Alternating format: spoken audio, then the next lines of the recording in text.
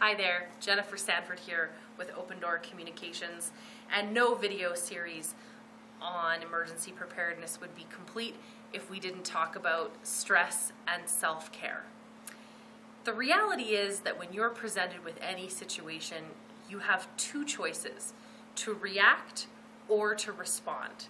The reality is that every thought that we have creates a stimulus, and every stimulus creates an emotion.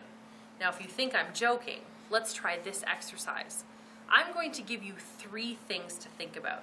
And when you think about them, I want you to be really mindful around what stimulus that creates in your body and what emotion you feel that follows. So here we go. Property taxes.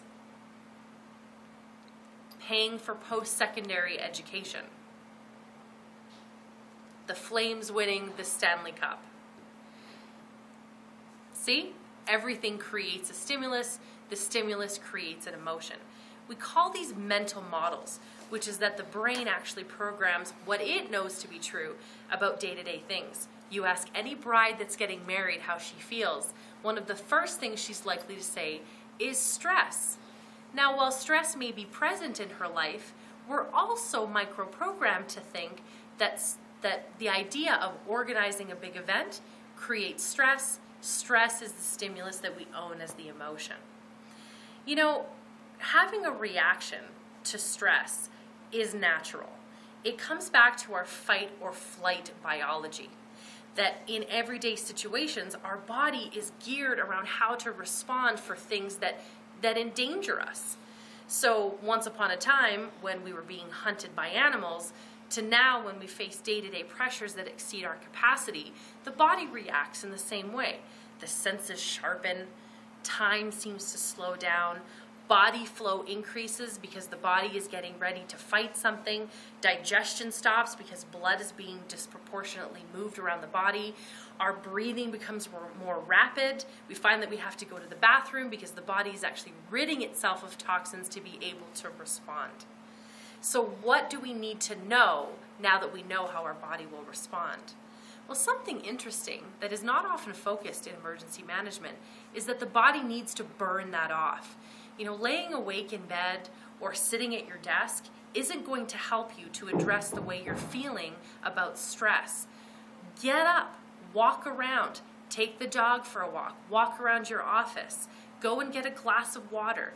Do something to keep your body allowing itself to burn off the stress that it feels. You'll feel better, and certainly the people you work with will too.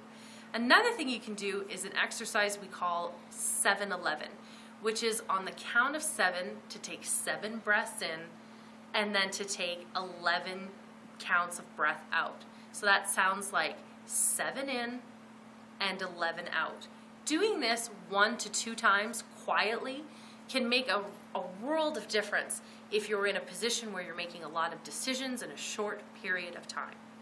Another thing you can do that's very valuable and really follows the tenets of meditation is to stop. It's an acronym that stands for S, stop, T, take a breath, O, observe, and P, proceed. And that's a very important way to stop from reacting and start to respond. I hope you've enjoyed this. To see some of our other videos, visit our YouTube channel, and to learn more about what we're all about, including some of our training and consulting services, please visit our website at www.opendoorcommunications.ca. Thanks for watching.